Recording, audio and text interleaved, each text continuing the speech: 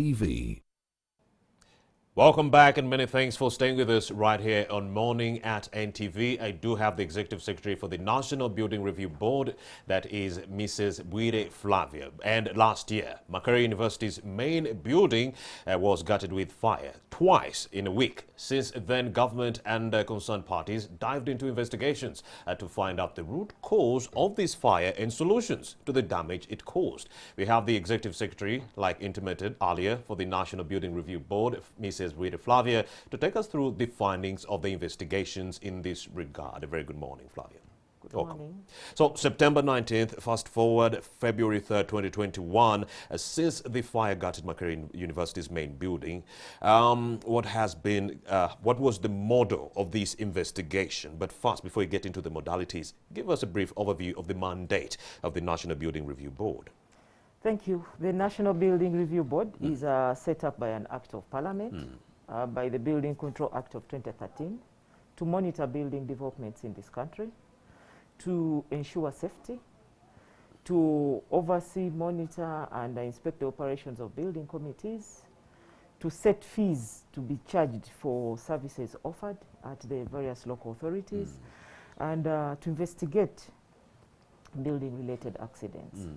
So when this accident happened on 19th of September, by our mandate, we put together a team that had engineers from the National Building Review Board. We had representation from Uganda Police. We have the Police IID. We have Government Analytical Laboratory and the Forensics Department of Uganda Police. So the team was set to do investigations, and they filed their findings in November last year. Yes. So what did they do to investigate this? They inspected the accident scene. They interviewed a total of 27 persons, witnesses and users of these particular office buildings. And they also carried out some tests on ash that was recovered from the site.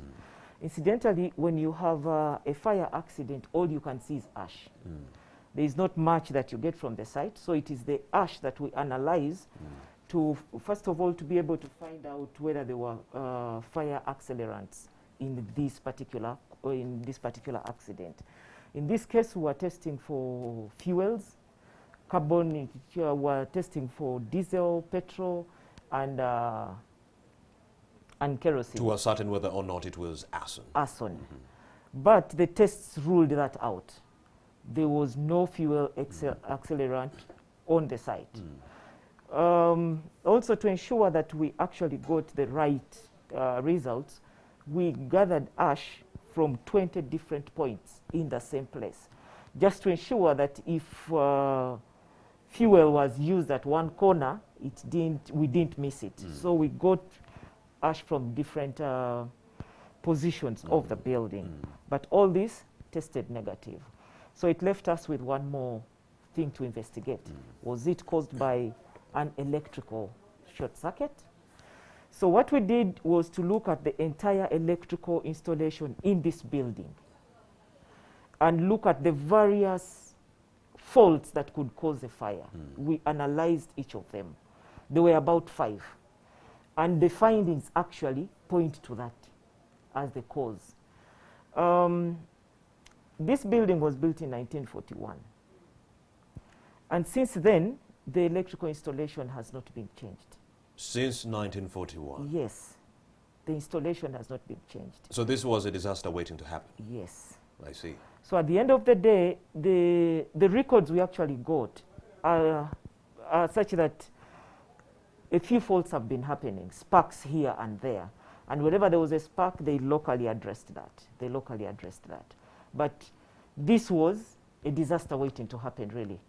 Yes, so you'll find that the few places where they had tried replacing the faulty fittings, whereas the rest still remained as it had been designed in 1941. So that is our conclusion. So the building needed to be revamped. Is it an isolated issue that only the main building needs to be revamped? Did you carry out a mass or a comprehensive investigation to actually understand whether or not more buildings needed to be revamped so that we avoid a situation that befell this building when it got burnt? Okay. What happened actually with our role... Did you assess other buildings? No, we didn't. But we have written recommendations to Makerere University and to government saying that all these old buildings need to be revamped because there are no records showing any work has taken place in those other buildings, meaning they are also prone to a similar occurrence.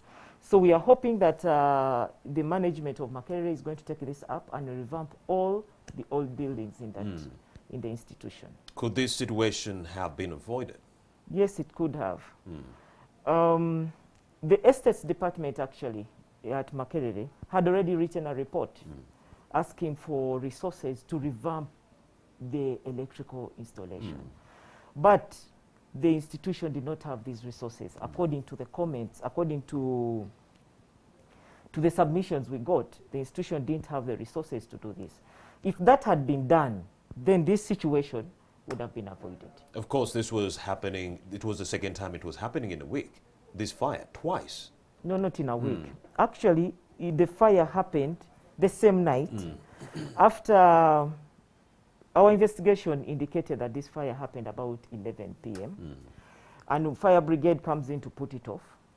After struggling with this fire for all this long, it was put off and they left the scene without doing a thorough check to ensure that there are no residual fires. So when they left the residual fires, then propped up. I see. So it was the same night. The same fire. Yes, so it was the same fire. Besides the revamping of these old buildings that were built a long time ago, what are some of the other recommendations that were highlighted in these findings?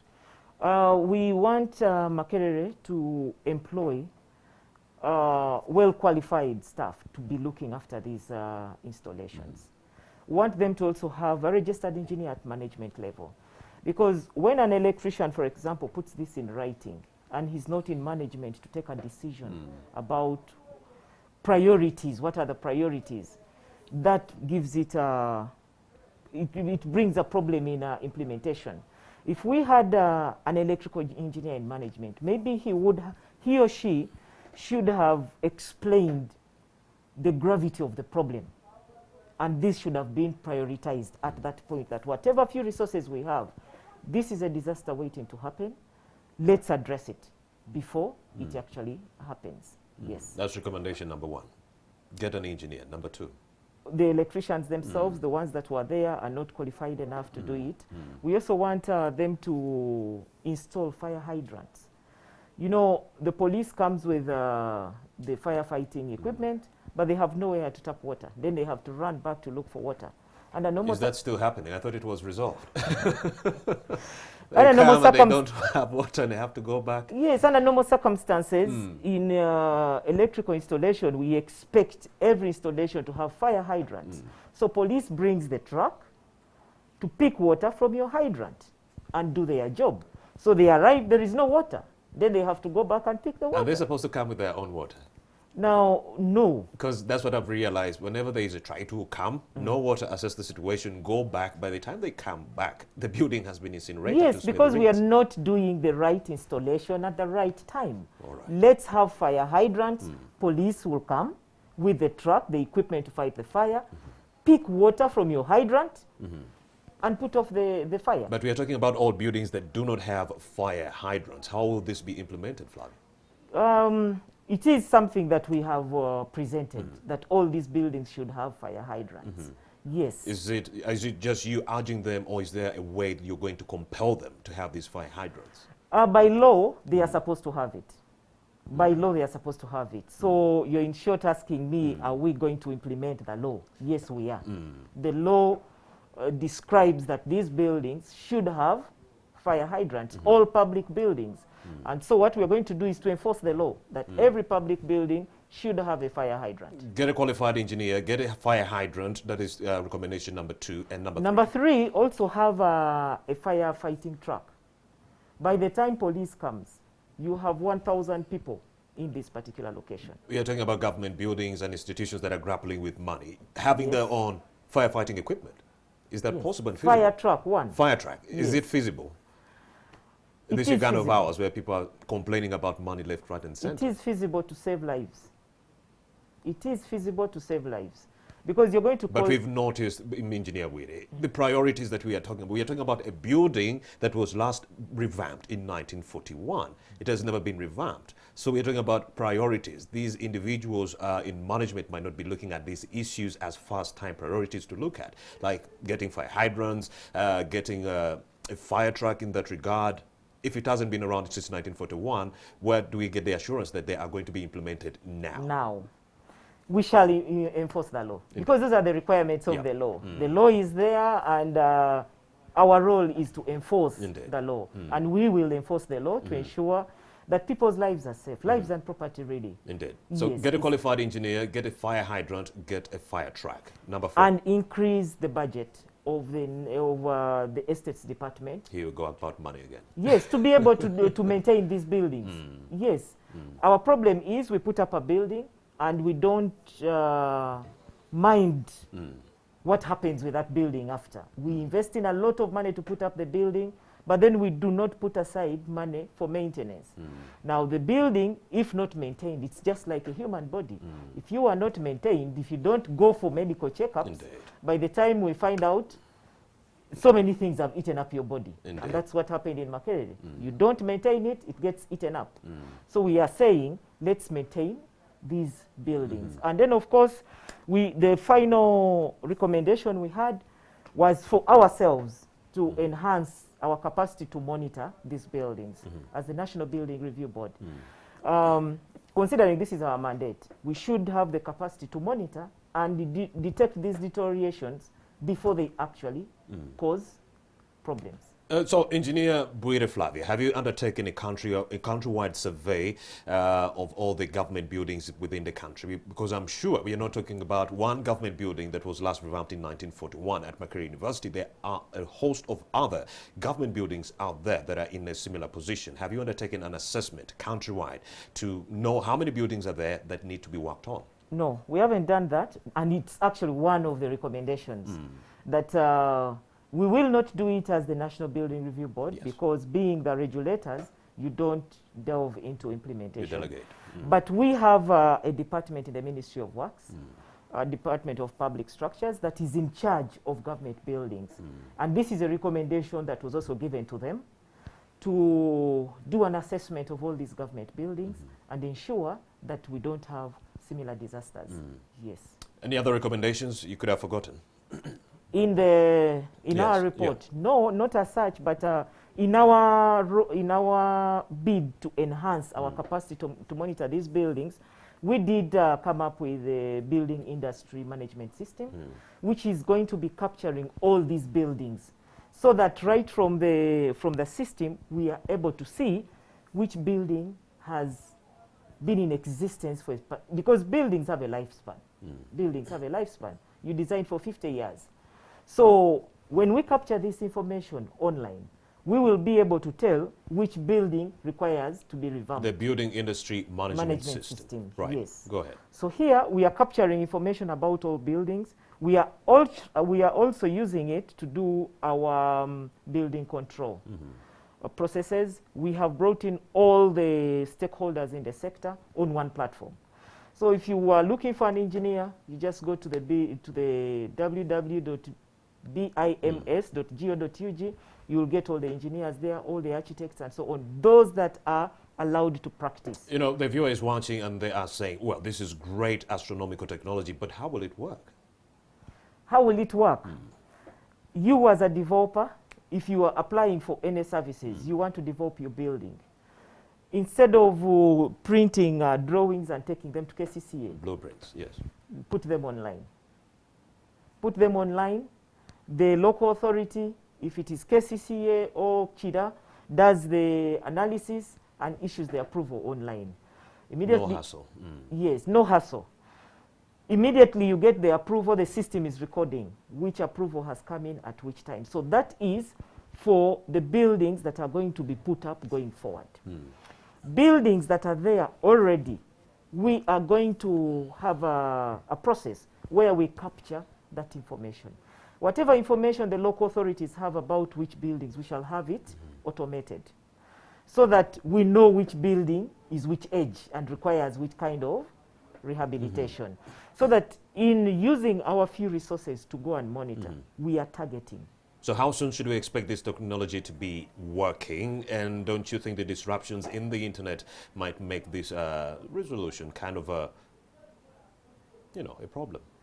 Yeah, internet disruptions we cannot say will not affect us, but we are hoping that the effect will not be such that it disrupts our service.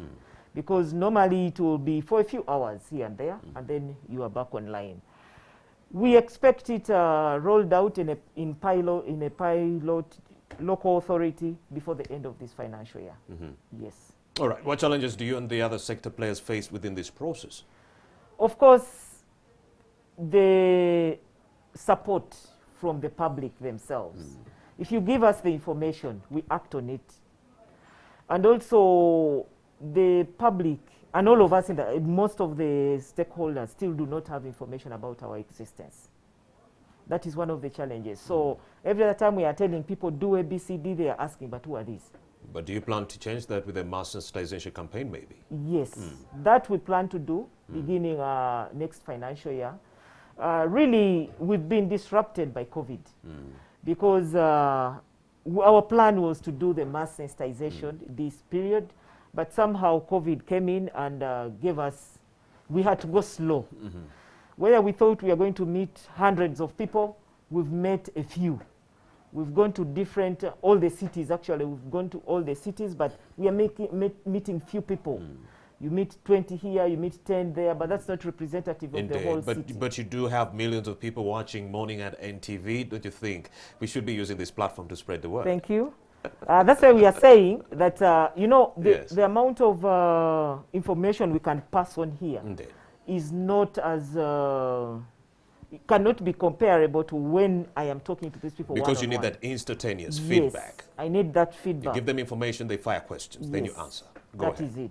That is where we've had a challenge, but we hope to devise now, COVID is here to stay, so we hope to devise better means to do this. We've also done some online engagements.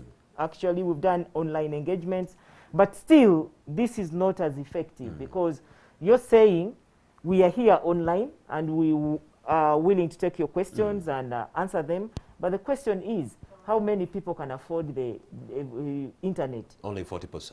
To log in and listen to you and ask questions and so on. So really, we are trying to cope with the COVID situation. And we would even work within our means. You acquaint the 40% with that information. They on the ground go and give the other information to the 60% who are not on the grid. Yes. So that is the model we are using right now. Actually, since December 28th, every day we have online engagements. That's amazing. Since December 28th, we have online engagements. But as I said, the number of people that log in is what, I don't know how best we are going to get it done. Because when you send this information out that we are online, you find so many people interested, but they finally don't log in. And the reasons are data, I didn't have power on my phone, I didn't what, you see, such things. But we hope to improve. Because this is COVID that's here to stay, we have to cope. We have to pass on the information. We have to devise mechanisms of passing this information. So is that the only challenge, people not knowing what you're doing? No, of course, as I say, there is also cooperation. Yes. Incidentally, the building sector is a sector that has so many stakeholders. And we coming in today, we are like the newest stakeholder. I see. So when we come in and we are telling these people, this is the way to do things today. They have done things a different way for all this long. Now you're telling them this is the way to do things today. Of course, there is that resistance to change. Like we've seen on the SOPs, Yes. people have refused to actually expedite a behavioral change to abide by the SOPs. So even these building changes, so many people are adamant to implement them. Yes, so there is resistance to change, but as I said, we hope the sensitization It will work, yes. will help us get rid of this, because if people understand the benefits of the change, we hope this will help them to embrace the change and therefore take this forward. And finally, of course, even the practitioners themselves. The practitioners themselves are thinking, you're asking for too much. You're asking for too much. Because previously, when you had to get plans approved, you didn't need to approve electrical drawings. You didn't need to approve mechanical drawings. But as we've said, an electrical fire is actually more dangerous than a building coming down. I see. Now, the law today says all drawings must be approved. So the practitioners are saying, now you're telling us prepare electrical, mechanical, submit, and so on.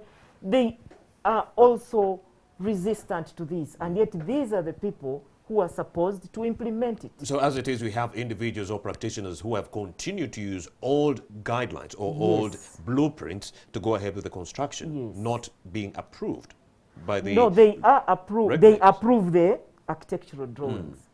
But the electrical... Additional guidelines. Yes. Now, all these others, fire hydrants, what? They are still resistant to it. So they also make it very difficult because they are the first point of contact with a developer. The developer doesn't go to KCCA directly that I want to approve something. No. They are coming to a practitioner. I want a design that I'm going to take for approval. So what happens, we expect the practitioner to tell the developer, you need A, B, C, D as per the law. And then the developer will ask questions here and there, but of course, this is the law and he will comply. But if the practitioner himself is resistant, then who is going to cause the change? Engineer Bwire, I believe we've come to the end of this conversation, but I would like to get a yes or no answer from you. Do you still have situations whereby individuals are erecting buildings without following any of the guidelines? I just wake up and I'm just building simply because Engineer Bwire is being affected by COVID-19. So I know there's a problem with oversight, so I'm taking advantage of the COVID-19 lapse to erect buildings without following the guidelines. Yes. Engineer Bwire. Those are still there. Engineer Bwire is the Executive Secretary at the National Building Review Board. Many thanks for your time. All right, let's take a breather. We'll be right back with more information right here on the #1 Breakfast Show, Morning.